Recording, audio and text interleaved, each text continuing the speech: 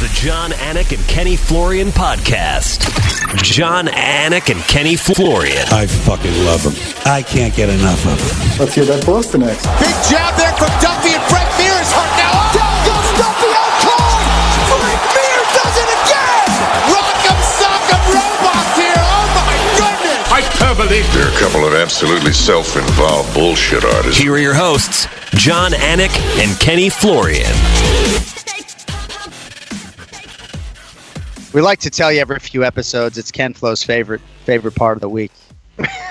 It's Monday, October 21st, 2019, episode 222 of the Anik and Florian podcast.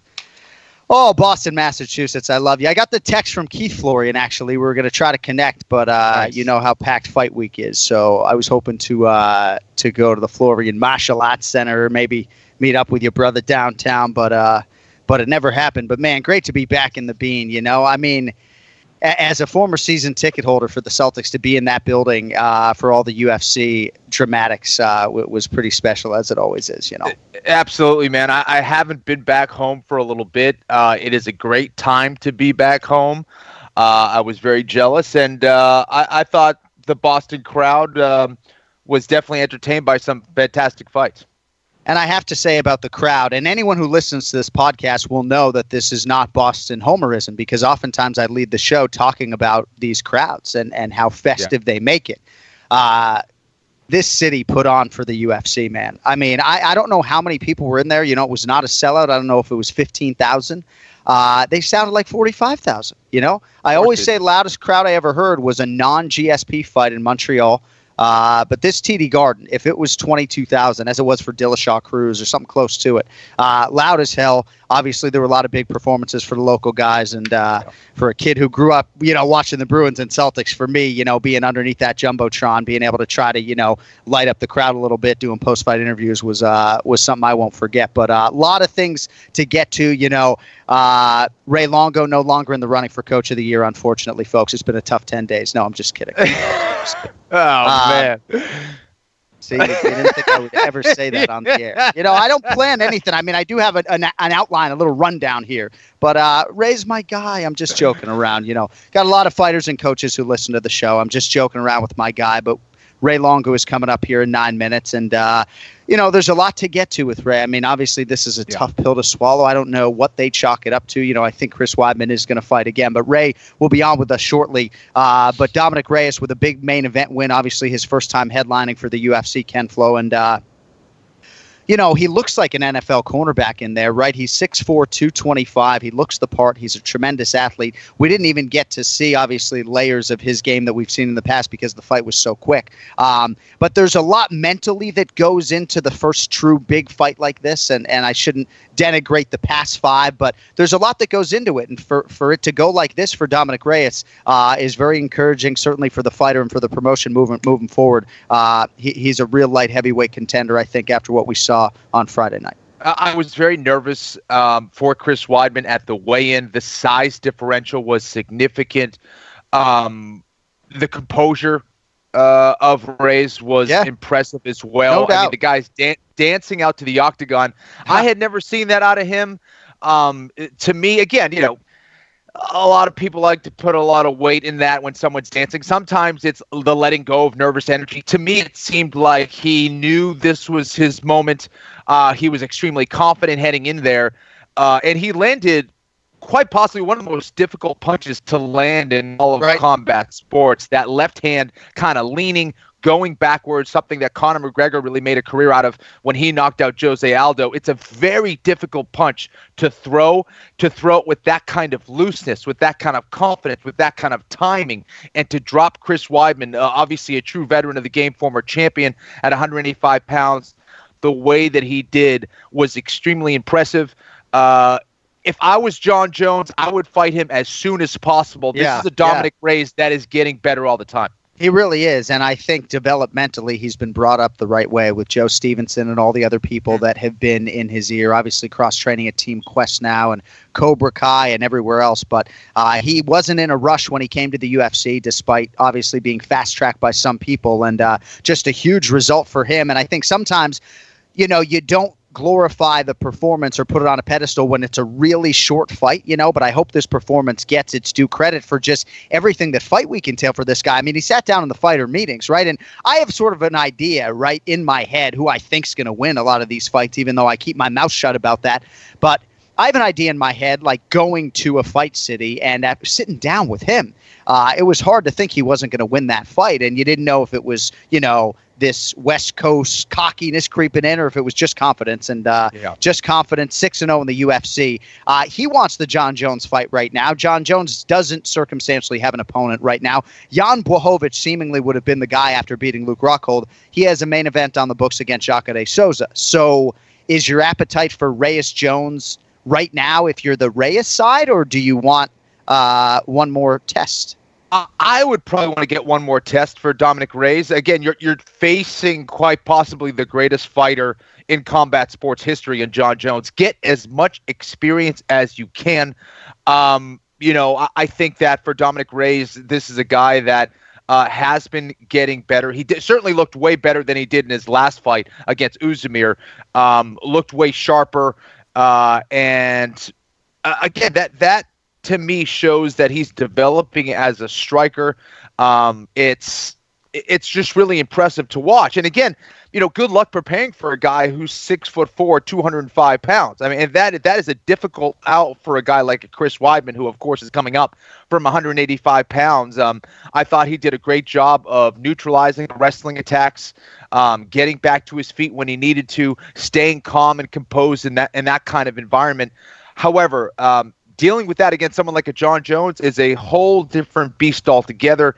Continue to get a little bit more experience, possibly one more fight, and then go in there against someone like John Jones. In a lot of respects, even though we've seen middleweights realize success moving up to light heavyweight, it's like moving 2 weight classes. It's 20 pounds. Yeah. It's not featherweight to lightweight or even lightweight to welterweight. So obviously that 195-pound division that does not exist would be a good wheelhouse for a lot of fighters, and maybe Chris Weidman would be among them. I don't even know if Reyes could make 195. I think he weighed 203, but he's every bit a light heavyweight and fills out that frame well, obviously, on fight night when he rehydrates. And it's going to be interesting. I mean, I think he's ready to go.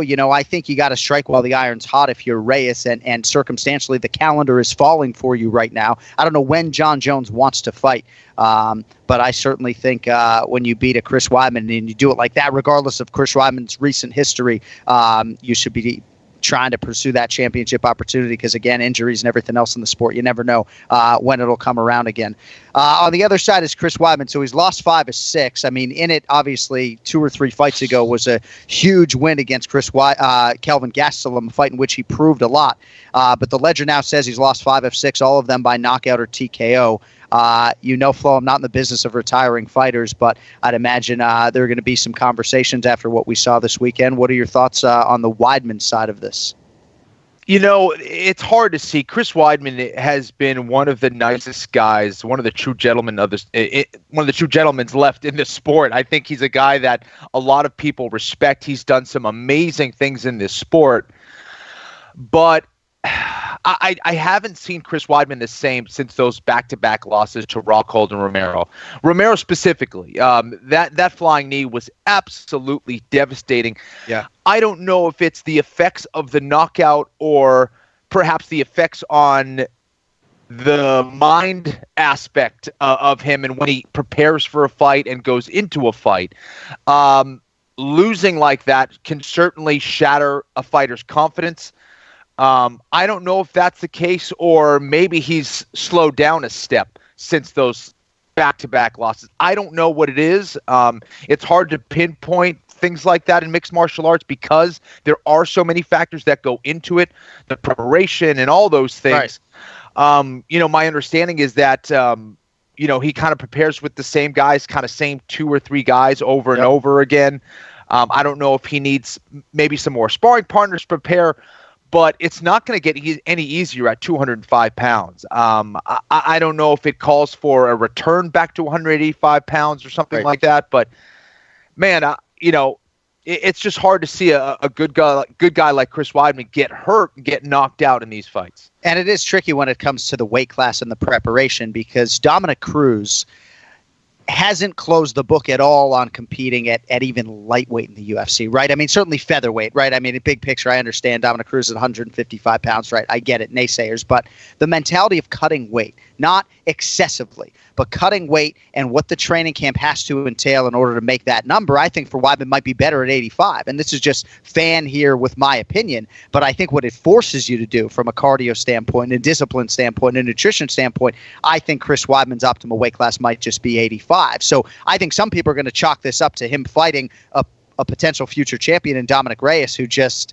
fought a perfect 2 minutes. I don't want to overthink it one way or the other, but certainly not what Chris Weidman was looking for. Longo in 2 minutes. First, though, how about Yair Rodriguez and Jeremy Stephens burying the hatchet after everything that fight entailed? I mean, Kenny, I've been sitting there for 150 of these live events, and I can't remember a fight that seemed to have as much raw, real emotion and heat behind it. I thought Jeremy Stephens was going to go suicide mission. Yeah. I honestly thought he was just going to, not be patient nor disciplined and try to knock the other guy's fucking head off. Well, yeah, I mean, he certainly tried, and that's always been a big part of his game plan. Everything he throws with very bad intentions. He's trying to knock your head off. I think he was a little bit thrown off by the aggression as well, though. In that first round, Yair Rodriguez threw everything at him. The second round, even more. You could argue it was a 10-8 round for Rodriguez in that second round. Absolutely brutal. And Jeremy Stephens, the way that he came back in that third round, I thought was very impressive. I thought that having it, a fight that was going to go 3 rounds kind of favored Yair Rodriguez in a lot of ways because of his ability to stick and move and utilize his footwork. I thought it was a very solid performance against a true veteran in the game in Jeremy Stephens. And, Yair's going to be a big problem for a lot of guys. He's absolutely fearless when it comes to throwing strikes. He will pull the trigger. He was all over Jeremy Stephens when he was hurt. And I didn't see him really getting tired at all. So my interpretation of the newer scoring, right, is that this fight would be 10-9 Yair in round 1, 10-8 Yair in round 2, yes, and probably 10-8 Stephens in round 3, which would give Yair the decision. And I thought he won the fight. And I understand your hesitation to give Jeremy Stephens a 10-8 in round 3. But the fucking language is like you don't even have to largely dominate the round. And I guess I'm just sort of TJ loves half points, and I don't want to have this conversation today, but I do think the right guy won the fight. I am absolutely amazed at Jeremy Stephens' toughness. It's probably the loudest, most vicious body strike that I've ever seen cage side. I mean, the purple was omnipresent right away. Your thoughts on Stephens' toughness and Kevin McDonald there not stopping the fight in round 2. I thought Kevin did a great job in the fight. Kevin really has developed into one of the best referees in the game. I thought it was really smart of him really looking at Jeremy Stephens to see if his eyes were still in it, if his body was still in it. It looked like he was. It was borderline. There's no doubt about it, but clearly he made the right call there. Jeremy Stephens is all heart. This is a guy that would not have quit against anyone, let alone someone like Yair Rodriguez, a guy who he had legitimate beef with. I disagree on that 10-8 round for Jeremy Stephens in round 3. I think, it was a solid round. It was impressive. But I thought that, Yair did enough in that round to not have it be a 10-8. I thought Jeremy Stephens didn't really hurt him to the point where he was going to take him out like Yair had him in the second round. Sure. But, your definition of a 10-8 round is probably much better than mine, and your understanding of it's probably better than mine. But I think that, I don't know. I thought that Jeremy did show a tremendous amount of heart. And again, I think in regards to what you were saying about, burying the hatchet, I think when you have all these emotions heading into a fight, and we've seen it many times before, you give it all in the octagon. Both guys understand, everything about that other guy. How can you not respect each other after something like that? Right. And, they didn't go after each other's family or anything like that. It was definitely amongst men. But they settled their beef in the octagon, essentially. They both got some big shots on each other. They both showed each other what they were all about mentally, physically, spiritually. And I think that's why you saw them kind of hug it out after. Yeah. Because sometimes they won't hug it out because, like, Yair still believes, Flo, that Stevens should have fought back in Mexico City. Like, he's still sticking to his original story. And so I think that's why it really boiled over, because even, when we sat down with Yair, he still was not at all willing to admit that Jeremy couldn't have fought. I'll say this real quickly. I think as a fighter, you kind of have to believe certain things to get you to do what you do and to do it at your best. And I think here, he's holding on very strong to those beliefs that, he felt that Jeremy could have continued, and it worked for him. Yeah, you guys are a different breed, you fighters, I'll tell you. But you're talking about his eye closed against Frankie Edgar. It's like, I wanted to fight on. All right, a guy who always fights on and has no choice but to fight on. Greatest New Yorker I've ever met. Let's get to Ray Longo. It's now time for the Ray Longo Minute. I want you to punch a hole in his fucking chest. That's what I want. The Ray Longo Minute. Starring Ray Longo. The John Anik and Kenny Florian podcast. Raymond Peter Longo now joins us, probably happy to be out of the state of Massachusetts with all the Boston accents flying around. I love Boston. I love Boston. It didn't treat us too good. I'm miserable. But, Boston was beautiful, man. The Charles River, I loved watching those guys rowing every day. It was great. So, obviously not the desired result for Chris Weidman in the main event, and you hate to go too far down the analytics train when you only have 103 seconds of fighting. But what were your thoughts on the fight as long as it lasted? Man, I tell you, obviously not even close to the way I saw the fight going, but I was hoping, I really did believe the move up in weight would make a big difference, even in the ability to take punches and stuff like that. So, I don't know, it was, I thought he came out good. We couldn't get him, whatever happened against the cage, and then the guy got away. It was just really pretty short, so it's hard to say, but I didn't see the fight going that way at all. But hats off to Dominic Reyes. He did a nice, beautiful, counter left hand over his cross, so it was awesome, for him. It really was an amazing punch, Ray. What was Chris's take out after the fight, and how were his spirits after?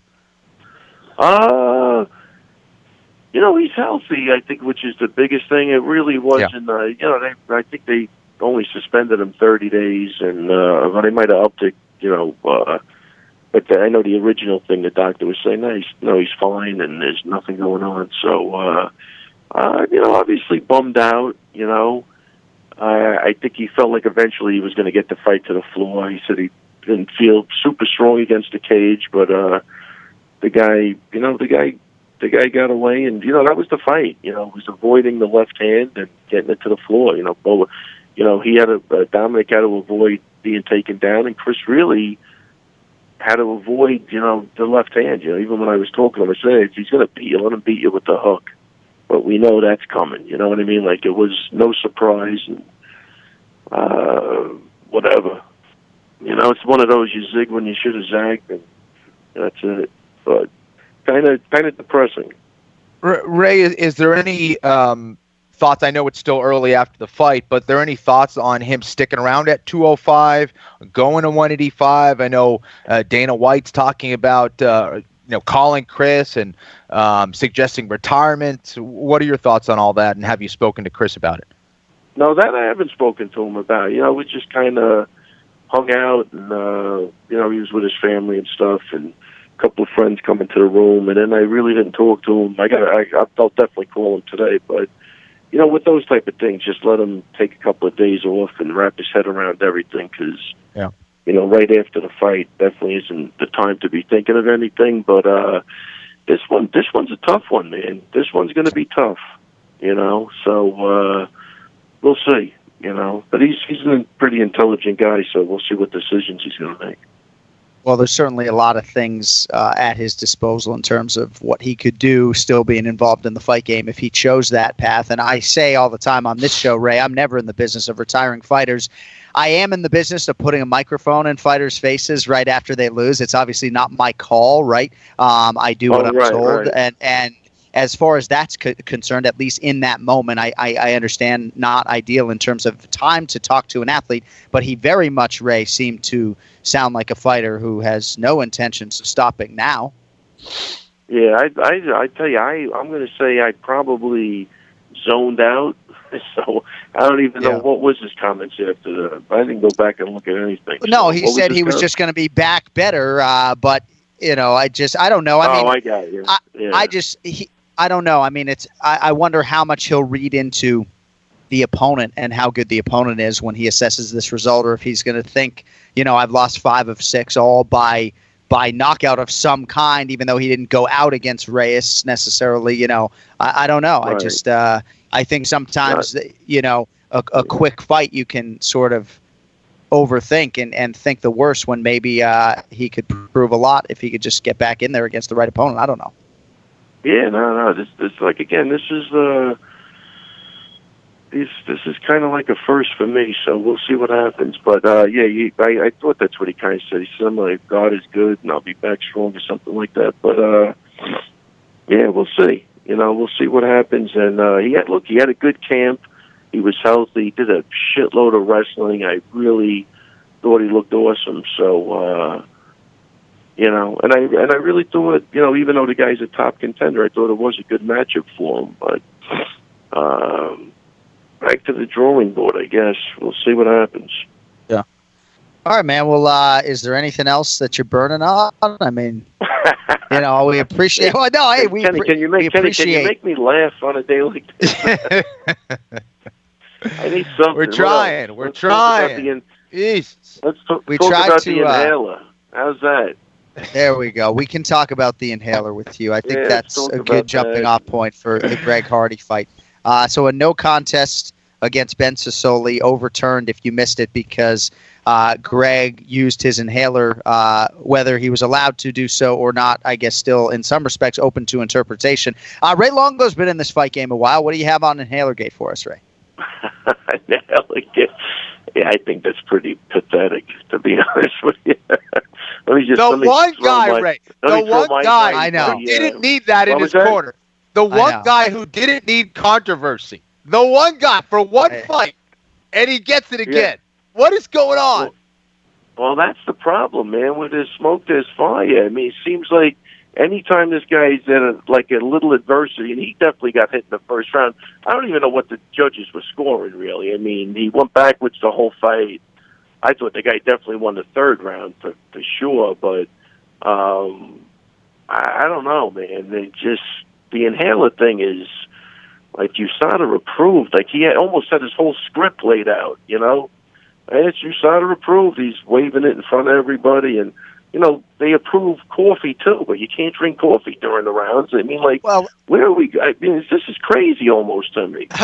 Well, therein lies the rub, doing anything in between rounds. But let me ask you this, Ray Long. Well, that's the other thing. And you're putting that poor inspector at a disadvantage. You're in the middle of the fight, and, you got a minute in between rounds, and, you just conveniently have it in your pocket. No, wait, so hang on a second. Because we haven't gotten to this on the show today, and I think ultimately my take is going to be that this is going to affect change when it comes to inhalers of some kind, because as a core man, Ray, have you ever had in the locker room one of your fighters like inhaler in your pocket, or have you ever had an athlete with exercise-induced asthma that had an inhaler in the locker room before the fight?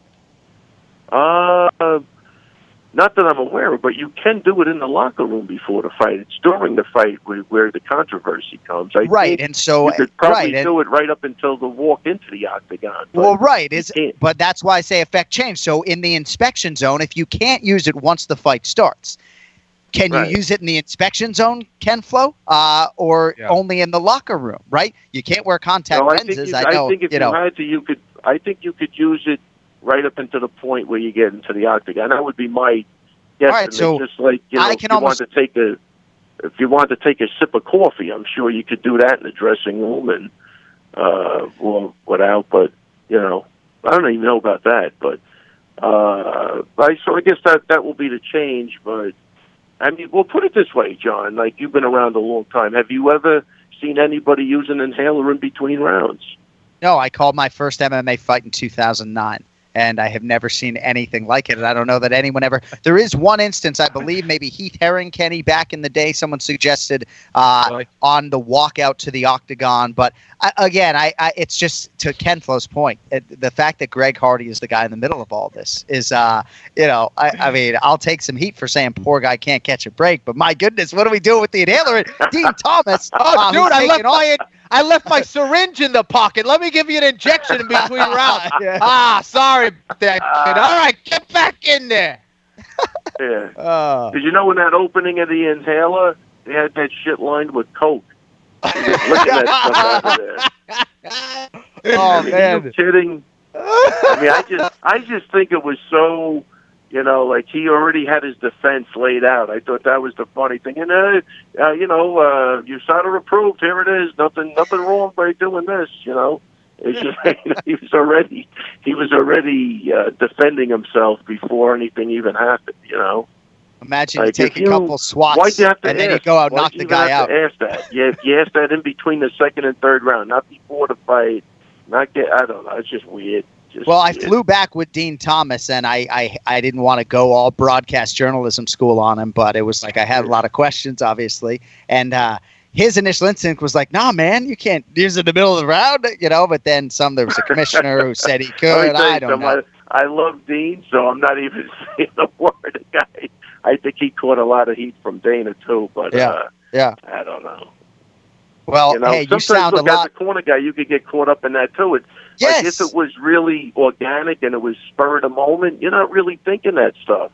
You're thinking about the fight and what to do. And, I think that's the first time anybody's ever asked an inspector in between rounds, So I think you're right, though. It'll affect some sort of change, and the change will probably be, that shit's going to be nowhere near anybody. They'll be frisking people now on their way into the ring. That's going to be the change. Well, I think that you're going to see Greg Hardy use it up until the time that he can't use it anymore, and anyone else. Exactly, which is what he should be doing. But, I understand that it levels the playing field as far as he's concerned, right? The albuterol or whatever it is. But an athlete that does, maybe I'm going to sound really ignorant here, but to me, it's like, why wouldn't you use it? That's it's like, can't hurt you as someone who doesn't have exercise. Look, I'm not putting banging that albuterol, But the good news is I'm definitely not putting it in the category of, what everybody else does. They don't even want you taking aspirin. Like, it gets crazy and crazy. But no, he's definitely it was just a rule, and it was just a first, and that's it. I don't, listen, I'm going to say medically at the time he took it, there's not even enough time for him to reap the benefits within 5 minutes, but I could be 100% wrong on that. But, it's, who knows? I don't know, but they, he was in the NFL. I'm sure he's been through this before, when he could use it, when he should use it, and maybe he had everything timed out. I don't know, but that I'm not putting that in a bad. It's just like, again, you're right. It's just him, and it was weird, and that's it. Yeah. Well, I'm glad we got you going. They should let him do something. I'm glad we got you going on the Ventolin inhaler because you sounded a lot more enthused about that. I just want to pass it off to somebody else now. But anyway, that's it. I'm sorry, I'm a little no, it's quite all right. And depressed, but that was a shocker to me. I really thought it was going to be a totally different outcome. And like, again, he had a great camp, and he was healthy, and he's still healthy. With probably the first fight he's ever, not going to go into surgery after a fight. So. We'll see what happens. I will definitely if anybody's going to be in the loop, it's going to be you two guys. How's that? Well, we appreciate that. Thank you, Ray. And I would just say to you on the way out. Again, fantastic thing with that piece you and the other guy did. That's the thing. I really got a kick out of it. I thought it was great.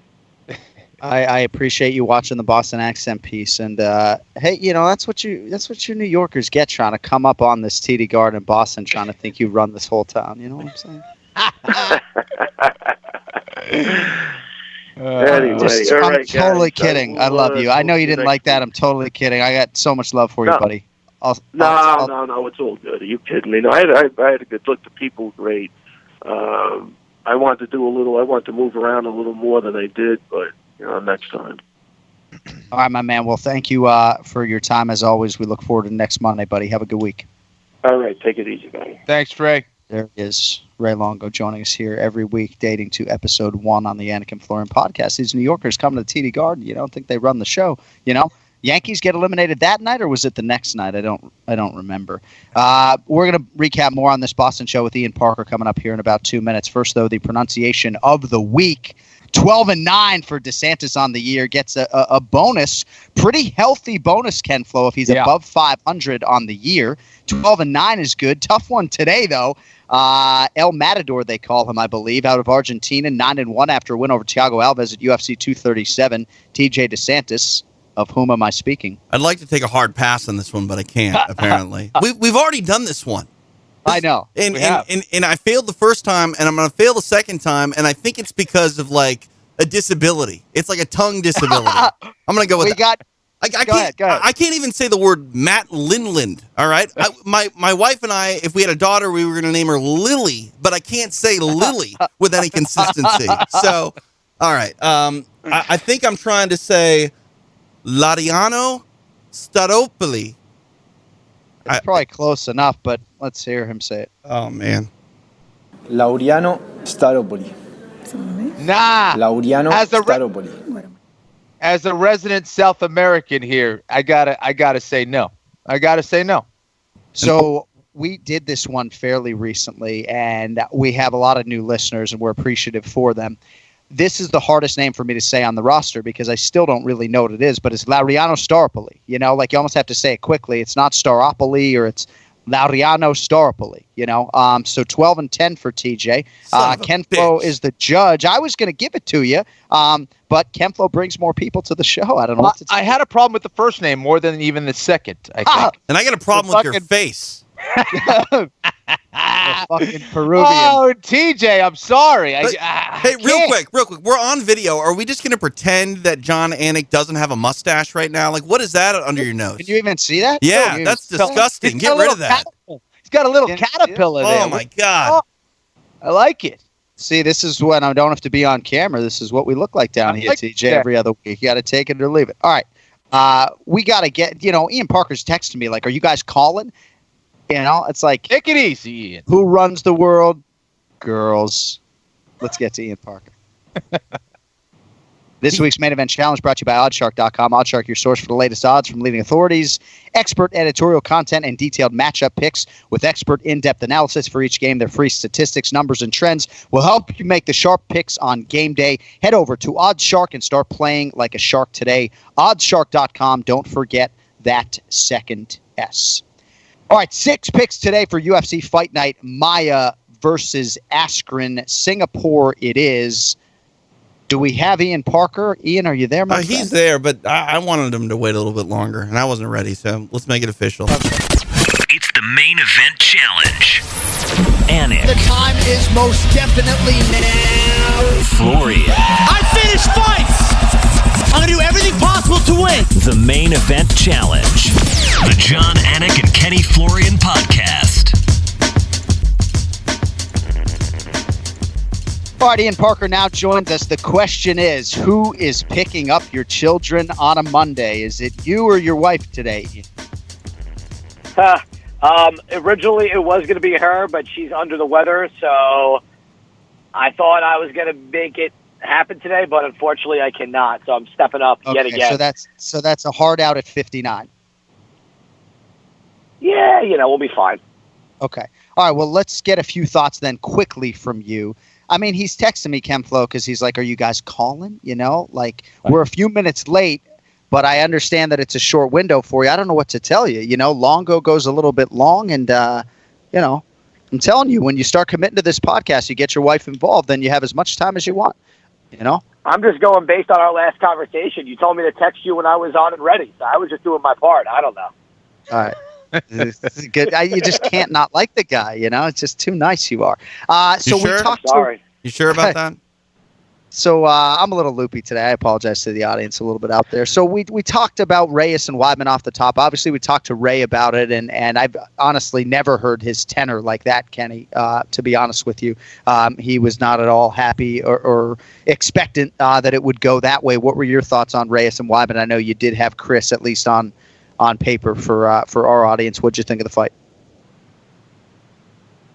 Oh, you're asking me? I thought you were asking Kenny. I apologize. It's for me. It's hard. Obviously, I have a relationship with Chris. We go way back, and you always hope the best for the guy, especially when they started off so hot in their career. Built such a legacy. Against beating Anderson Silva and defending against Machida, Vitor. Having some really good fights. His fight against Kelvin was a nice win, and then he's just run into really. He seems like up until the Reyes fight, he's been winning, and then he gets knocked out and. Going against Anik Reyes, I did think that was a really, in my opinion, a odd matchup for him in his debut at 205. Reyes is no joke. Even though people are going to say that Volkan Ozdemir beat him, maybe, but Reyes has still undefeated. He's still knocking people out. And, even with Chris's game plan of getting the fight to the floor, Reyes got back up and he landed that left, and Chris was pretty much done after that. It sucks to see a guy that was such a solid champion, and like I said, cementing a legacy, kind of getting beat up like this. I know Dana mentioned either go to middleweight or retire. I think, in my opinion, I think he should go back to middleweight. I think if I was him, I would try and get the Anderson Silva fight again, and depending on how that turns out, see where you're at. I think that his size is what really helps him in that middleweight division. At 205, some of those guys at the top are really big, and as we saw, that really makes a difference. Kenny, I agree with Ian that I'd like to see Chris back at 185 pounds. I'm not sure I have an appetite for the Silva fight. Do you think he would? I mean, I'm not sure what else he has to prove in that particular series. Well, I get what Ian is saying in that it should be against a legend, a guy who's been around, who's at the end of his career. Obviously there was controversy with the leg break. The second fight, obviously it was fine. Or, that was the second fight was the leg break, right? Yep. So the first one was the knockout. I mean, they could run it back. I think people would want to see that in some ways. I think I don't know if that's a fight the UFC would like to make, but I do get Ian Parker's point about it being against a guy who's also kind of at the end of his career a little bit. Ian, Yair Rodriguez. Sorry, John. I just want to say, I just think it's I appreciate Kenny for agreeing with me. It's a sellable fight still, but you could throw on a main card, and you have two names that have history. That was kind of where I was going with. Yeah. Ian, Yair Rodriguez, there are a lot of layers to that fight. We could do a whole 45 minutes, I think, on fight week and the dynamic between the two of those guys. But just as far as Yair Rodriguez, the fighter, is concerned, I think he's special. I mean, in 10 trips to the octagon, Frankie Edgar's still the only guy to beat him. What were your thoughts on Yair's performance, and how far do you think he can take this thing at featherweight? You know what? His performance was impressive, and Kenny and I both said that his speed was going to be a factor. That body shot was, that fucking killed me. That was rough. I give credit to Jeremy Stephens for hanging in there. And, it's interesting. I'm curious to how it would have went if it was 5 rounds. Stephens in the third round was on top, was landing shots. I think Rodriguez, though, is something special. I don't disagree with you. I think he's consistently evolving. Yes, the Frankie Edgar fight was the blemish that we all were kind of curious about. I'd like to see him fight another person that kind of has Frankie's wrestling acumen, that style a little bit, because that's where Yair does have the biggest issues. If he can overcome that aspect of his game, I do see a potential title challenger in him. I don't think he should get it now. I know he's calling for the title shot. No way. I don't think a win over Jeremy Stephens gets you there. But he like you said, he is something to keep an eye on. He's got it. He definitely has the sauce to get there. Kenflo, you see Maisie Barber? I did. So this was my first time seeing her fight live, and 1998, 21 years old, right? The single youngest fighter on the UFC roster. That's going to change in a few months here, but right now, still the youngest. She's all in. She moves to Milwaukee. Family move, closed their gym in Colorado. Her primary training partner is her younger brother, who is also an aspiring mixed martial artist. man, I was so impressed. Jillian Robertson couldn't have been in a better place, was so confident, and it's like, man, did she get derailed by Maisie Barber. To what extent are you impressed with the 21-year-old future Maisie Barber? I think that her maturity, her commitment to the sport is impressive. I think her aggression is going to go far.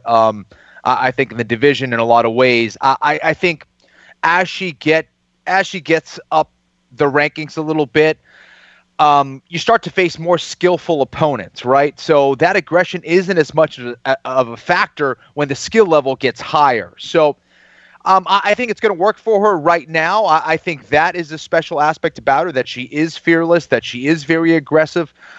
She's going to have to get more skillful with her strikes, with her with the defensive aspects as she moves forward. She's still very young. I hope that they still kind of give her the right fights to build her up, because she can be a future star. She's very young.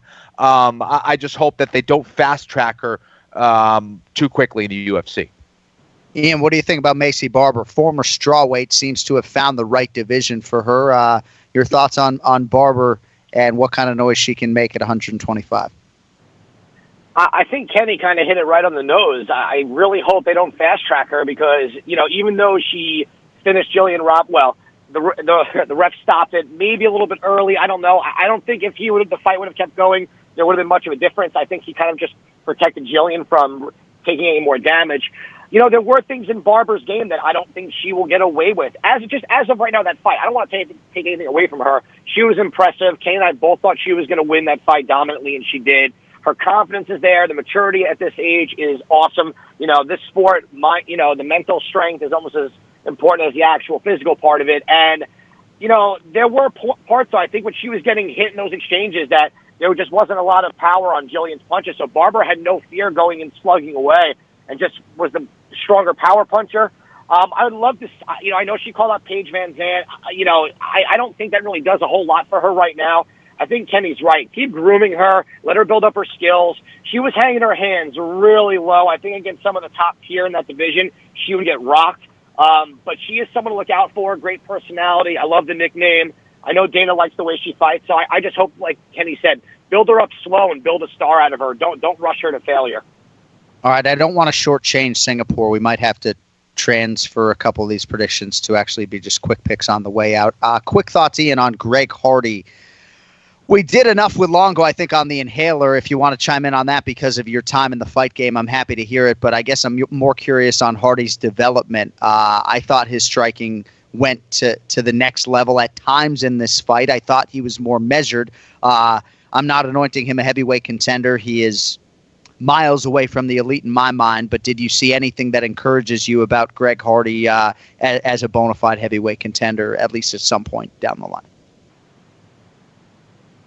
Yeah, you know what? I'm actually impressed with his evolution of his game so far. I think it was good to see him mixing up kicks. His striking looked good. He threw a nice Superman punch. He looked like a real mixed martial artist, not just a very powerful athlete that was able to dominate a less athletic fighter. Although Ben Sassoli, for a guy who has that shape and figure, can move pretty well, has got some speed, and he's tougher than I actually thought. The inhaler thing, there's not much to really say on that. I blame I love Dean Thomas. I love that team, but I don't blame him for that. I blame them. They should know better in the situation. I'm assuming Kenny will attest to that. I hope, or else I just sound like an asshole. But I just think he's getting better. I really do. I hate to forget the legal stuff for a second. Greg Hardy, the mixed martial artist, he looked good. His striking looked really good. I would like to see a step up in competition. John, to your point, he would not do well against a Francis Ngannou or an Overeem, any of those guys just yet. But if you keep building him up and keep working on all aspects of the game, I'm curious. I'd like to see what his takedowns look like. I'd like to see him wrestle a little bit. But outside of that, we got a full display of his striking skills. And I thought they looked really good. I was happy with it. There's no denying the scary physical qualities. Ken Flo, you got anything on Greg Hardy before we move this thing forward to Singapore? No, listen. This was my point heading into this fight, Ian. If you remember, I said, Ben Sassoli's the kind of guy that they should give him, to keep kind of building him up, because he's going to get knockouts here and there. He's going to look good against certain guys if he lands the right shots. But I think these are the kind of fights that he's going to learn from. Getting 15 minutes, get 12 minutes. That's what's going to help a fighter. Getting quick knockouts here and there. You still don't know a whole lot about a fighter. So I think we're still finding out that he is developing. I agree with you, Ian. He is getting better. But continue giving him these fights. All right, we're going to move forward now and make some picks, and time permitting, some thoughts from Ken Flo on Joe Lozon and everything else on the way out on the back end. Back-to-back lightweight picks, fellas, to start here. Ian, Beneil Dariush, -135. Oh, I'll update the standings for you. How about there we go. 6-6. So it was 125, 121. The Ken Flo lead is now 131 to 127. Nice underdog hit for Ken Flo on Joe Lozon. Ian Parker had an underdog hit on Darren Stewart. A lot of people thought Deron Wynn won that fight, but I digress. We got to move forward. I know you guys want to just talk shit to each other right now, but Ian Parker's got to pick up his kid in 11 minutes. So we're going to Beneil Dariush, who's -135. Frank Camacho +105. Dariush, 16th UFC appearance, Ian Parker. And he has regained some momentum here with 2 straight wins. You think he keeps it going against Frankie Camacho? I do. I actually like this fight for Dariush. Camacho has kind of really relied on the brawl game. And against a guy in Dariush who has the full skill set to make this fight wherever he wants to go, he just has to be smart and not let Camacho get into that slug and play. I like Dariush here. I think he's probably going to use his wrestling a little bit and get the fight to the ground. I'm going to go with Dariush as the quick pick. Ken Flo, Camacho, one of the nicest guys on the roster, has been a lot of action fights and coming off his first UFC finish. That came against Nick Hine June 1st. Vegas has it pretty close. What do you think about Beneil here against Frank Camacho? Both of these guys are just awesome individuals, as nice as can be. Frank Camacho is a dangerous guy, as tough as they can be as well. He will continue to move forward. If he's still breathing, he'll continue to move forward. I just think as far as Beneil Dariush goes, I think he does things a little bit better in all aspects than Frank, especially when it comes to the ground game and the wrestling. I think this is Benny's fight to lose. I think Benny takes this one here against Camacho. All right, co-main event also in the lightweight division. We'll have Ken Flo lead here and then 3 picks on the backside. Michael Johnson, -330. Stevie Ray, +255. Johnson back to 155 pounds here, went 2-2 during his run at featherweight. It ended with a knockout loss to Josh Emmett. He was winning that fight before getting caught with that huge shot late. DC missed it looking at his phone, if you remember. Johnson's resume is crazy, Ken Flo. Like, you look at these wins. Tony Ferguson, only got to beat Tony Ferguson in the UFC. He's got a knockout win in a main event against Dustin Poirier. Beats Edson Barboza. Fought Khabib. Stevie Ray, a big underdog here, and perhaps that Johnson resume is a reason why. Your thoughts on the co-main here in Singapore? Well, what the hell is going on in Daniel Cormier's phone? He's not looking at the. Is this some crazy text that's coming through? What's going School wrestling highlights. Jesus, he was watching Cain Velasquez on SmackDown. Yeah, that must have been it. That's the only excuse he has. All right. Well, listen, I think Michael Johnson, big favorite here. I was surprised to see that number. Stevie Ray is tough, man. I think he's. Pretty well-rounded. I think he's a guy who's going to try to move forward. I think he's going to try to take this fight to the ground, no doubt about it. Michael Johnson definitely is going to have a speed advantage. I think he's got the better hands. I think he's got to utilize his footwork and be able to stick and move and try to catch Stevie as he comes forward. I think Michael Johnson takes this fight. I think he will be able to stop the takedowns. Michael, he typically gets off to a great start in his fights, and I think that's where Stevie really needs to be careful early on to not get finished. But I like Michael Johnson in his fight. Let's go with second round TKO. Round 2 TKO for Michael the Menace Johnson. On the other side, we got Stevie Ray. 11th UFC appearance for him, Ian. He's lost 3 of his last 4. What do you think about Ray here against Michael Johnson? It's funny, the resume that the names you said about Stevie Ray. It's just crazy who evolves, who develops over the years. It's wild. The way I'm picking this fight is going to go based on performance. I think Michael Johnson's against Emmett was literally perfection minus 1 punch. And Emmett, I think, is a way stronger fighter where we're at this point in everyone's career than Stevie Ray. I do think Michael Johnson, Kenny's right, the speed's going to be there. His hands are going to be way more crisp, super technical with his striking. I just think Stevie Ray is not going to be able to get this fight to the ground. We forget Michael Johnson was a very good wrestler, and when he was on The Ultimate Fighter, that's where he didn't even really have good striking then. It was all about his wrestling. So I'm going to go Michael Johnson. I'm going to go by Kenny Florian decision in this one. Michael Johnson by decision. So don't I. So don't I. All right. So don't main I. event. I said that like 100 times in the last 3 days. No one knows what I'm talking about, but it doesn't even matter. Well, if you saw, we did a feature on ESPN2's UFC Live. Hopefully it'll be repurposed in longer form at some point on YouTube, but there is a short clip on the UFC social media. But yeah, a lot of Boston accents this weekend. It was actually hard to turn it off for the broadcast because... Growing up, I thought So Don't I was completely normal. I had no idea that that's not what you're supposed to say. Anyways, yeah. All right, main event.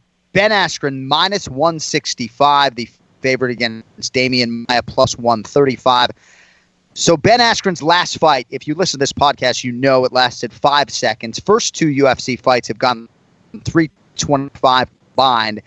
Maia, huge resume, twice fought for the title. Name is all over the UFC record books. Probably a Hall of Famer, Ken Flo. I know you're biased to your guy Damian Maia, but 21 UFC wins, 30 appearances.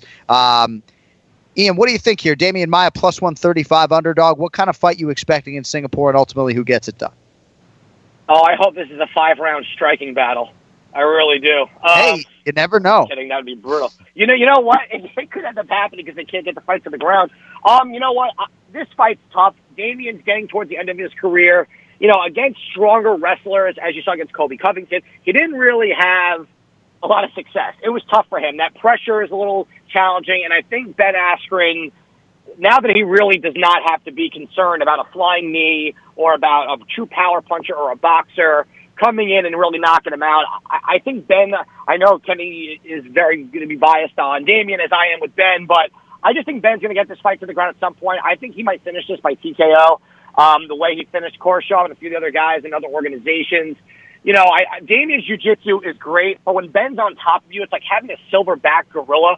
And regardless, it's just, he knows what he's doing. I don't know if Damian's going to catch him. You know, unless Damian is able to backpack him like he did against Condit, I just think that Ben's wrestling is going to get it done here. I'm going to go Ben Askren. I really want to say by TKO in round 3 on the ground. It's just so hard to imagine at this point against Damian, but I'll take a shot. Askren, finish the fight, TKO, round 3. I just think his wrestling is going to be too much once he's on top of Damian. All right, Ken Flo. Damian Maia, Ben Askren, main event, Saturday morning, ESPN Plus, 5 a.m. Ken Flo time for the main card. Dang. Who do you like? Yeah, listen, I think Ben Askren is going to be like a silverback gorilla just with a blonde afro, which is kind of a scary thought. I think Damian Maia is at his best when he gets on top, and I just don't see him being able to really take down someone in Ben Askren who has made a career wrestling-wise out of countering every single shot that you have in the book. If you are an elite international freestyle wrestler and you have some of the best takedowns in the game, Ben Askren will give you an extremely difficult time. And I tell you what, Damian Maia just does not have the kind of double leg that a Jordan Burroughs has, for example. So it's tough. I feel like this is as bad as having to take your sister to the prom. Picking Ben Askren against Damian Maia goes against everything that I stand for. But I just think Ben Askren's wrestling is just going to be way too much for Damian Maia. I don't think it's going to be a thing where he gets the finish against Damian Maia, and I think Damian Maia will have his moments, but I think Ben Askren wins this, yes, by Kenny Florian decision. There it is. It's working for you, kid. You know, you are defending a main event challenge title. That's right. Now that I have the belt, I don't have to. I have to just do enough, Ian. I'm going to frustrate you. I'm gonna outpoint you. I hope I win. I'm gonna make you get a Ben Sassoli haircut if I win. I swear to God. We do. We look forward to determining the stakes for 2020. We need to do a better job of really hardening what the stakes are. Because I beat Ken Flo in the first main event challenge, and technically he still owes me 4 hours of babysitting. You know, this is true. But I don't feel like drinking a bunch of alcohol like I'm back at Theta Chi Fraternity paying off this power hour. So, all right. Couple quick picks on the way out, fellas. First fight, or I should say last fight on the prelim portion on ESPN Plus. Strawweights, Randa Marcos minus 180, Ashley Yoder plus 150 for the record. Ian Parker, who do you have there? I'm taking a shot on the underdog here at Ashley Yoder. I think Randa Marcos has fought better competition, However, I think styles make fights, and I don't think she's going to get Yoder to the ground so easily. I think Yoder is the better striker. I think she's faster. I think Randa Marcos has just become way too predictable, and she's so hesitant with her striking. They'll give Yoder time to use her kicks. I'm going underdog here, Ashley Yoder. Ian Parker with the cock block. All right, well, I'm going to go with Ashley Yoder as well. Listen, I think Ashley's going to be able to keep it on the feet. I like Ashley as the underdog. So, yeah, thanks, Ian. Yoder's won maybe two in a row. Maybe if you led more than just the co-main event, you get to have a really creative underdog pick and not piggyback me just to coast to a win. So that's cool. That's who I was going to go with, man. How about the fact that Randa Marcos, 12 UFC fights, never won 2 in a row, never lost 2 in a row. Win-loss. There was a draw in there, then a win, another loss against Claudia Gadelia. All right, Muslim Salikov, King of Kung Fu, going for a third straight knockout win against Laureano Starpoli, who is plus 120. Salikov or the Argentine? Ian, who do you have here? This one's a really tough pick. With Salikov, he had that awesome knockout of Nordine, and then you got Starpoli with a lot of TKOs on his record. His last few wins, though, I'm going to go with Salikov here. Just his last fight was very, very impressive, and I think Nordine Talib is an underrated fighter who just got caught really bad. So that's where I'm going with the favorite in this one. Flo, any thoughts on Salikov and Starpoli? I wasn't so impressed with the Uruguayan fighter, to be honest. I like Salikov here. I think he gets it done, and most likely on the feet. All right, and then quickly, guys, at heavyweight, Cyril Gana, minus 310. He is undefeated, taking on Dontel Mays, who is plus 250. Mays, crazy story. He's been on all 3 seasons of Dana White's Contender Series, last of which was July of 2019. Now makes his debut. Big underdog here against Gana. Ian, what do you think about the big men? I like Gana here. His last fight winning by submission was pretty cool to see something different, and we haven't even seen this guy really known for his power and his striking. As much as Mays has been on the show and he's done better, he's looked better each time. Until Gana loses, I'm going to stick with him, man. Ngannou is his training partner. This guy with size, that athleticism, too scary for me to go the other way. Flo, any thoughts? Same. All right. A lot of agreement. So actually, you guys agreed on all 6. God damn it. It very rarely happens, but it's okay. Yeah. It's okay. Listen, right, what Ian, I'll do is I'll drink early, and I'll throw you a really random pick to hopefully switch it up before. Ian, anything else on this card? Anything that you are looking at before we let you fly to the pickup line? Next time you interview Darren Stewart with a win, I expect your shirt to be off so you can show off your 6-pack next to his. That would be the first thing I would recommend. That was the best line on the entire night, and your meatball Molly comment had me on the floor. Other than that, I really like Dariush in this fight on a betting standpoint. This card's tough. This card's really tough. I like Askren at minus 165, and those are the 2 that really stand out, and I really like Ashley Yoder at dog money right now. I just don't have a lot of faith in Randa Marcos if she can't get the fight to the ground, and Yoder, I know, has got pretty good takedown defense. So those are my 3 picks at the moment that I really like. All right, well, maybe we'll go to Long Island Bagel and Deli on Saturday morning, you and me, and we'll put on the fights on an iPad and have some coffee or something. Oh, he's got a kid in the car. All right, we'll talk to you next week. You let me know. I'll be there. All right, Ian Parker every week here on the Main Event Challenge. So, Flo, you seem pretty convicted intangibly or tangibly that Joe Lozon just wasn't going to lose at TD Garden. And gosh, man, from the moment that fight started, I was thinking of you because he just wasn't going to be denied. I kind of liked what I saw from Jonathan Pierce during fight week, but huge moment for Joe Lozon and true to form, sort of, owning that Boston Garden as few men have done over the last few years, at least in terms of the Bostonians. Man, did he kill it. I thought he did fantastic. I thought that Pierce just seemed to get way more emotional as the fight went on. He kept getting tagged with jab after jab, then started getting hit with the cross. And then once Joe Lozon got his arms around him, it was all over. You could see that the grappling disadvantage was significant. I thought he had dislocated his shoulder at one point when he had that arm kind of behind his neck like that. Lozon just starched him for the beginning, and that was just complete dominant violence there from Lauzon. It was awesome to see. The other reason which I liked it, not only it being in Boston, but the fact that he actually had a long layoff. I actually like that for Joe Lauzon to kind of relax, heal his body, give him a fresh perspective heading into that fight. Lauzon is one of the legends out of Boston, and to see him get the win there at this point in his career was just awesome to see. Boston legend right there alongside yourself. You're right, though, in terms of the layoff, the 18 months off. Steve Mays is pretty close with UFC President Dana White, and he called the matchmakers and said after Joe lost to Chris Gritzmacher, he's not fighting anymore, and Joe methodically did all the right things over 18 months. I mean, you saw the physical transformation. I mean, he changed up his strength and conditioning program to the nth degree to try to have at least one more shining moment, and he certainly did, and we congratulate one of the all-time good guys in the sport, Massachusetts native or otherwise, Joe Lauzon. A couple other names I'll throw out there. I do want to get your thoughts on Charles Rosa and the verbal submission armbar there to get Manny Bermudez. Darren Stewart and Deron Wynn. I thought our call sort of reflected that Deron Wynn maybe won that fight 2-1. Did you have any thoughts on that fight or that decision?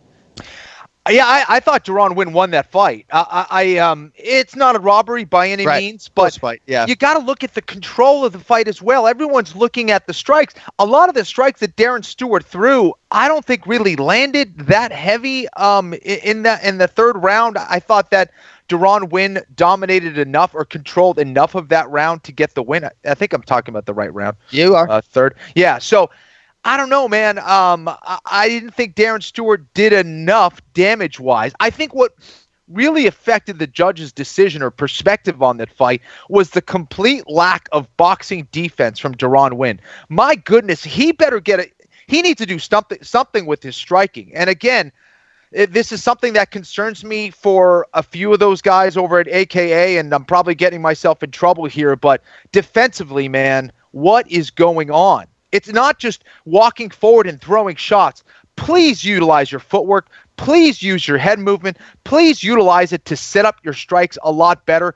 Deron Wynn won that fight because of his wrestling and because of his knowledge of how to take a fight to the ground.